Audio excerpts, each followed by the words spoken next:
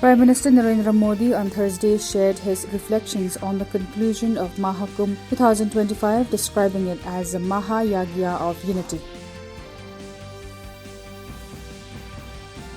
Union Petroleum and Natural Gas Minister Hardeep Singh Puri said that India is considering increasing its ethanol blending target to more than 20%.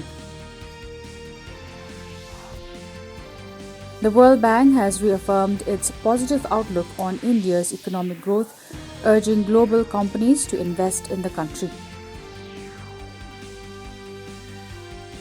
South Africa G20 presidency this year will prioritize efforts to help developing countries finance their shift to a low-carbon economy, said President Cyril Ramaphosa.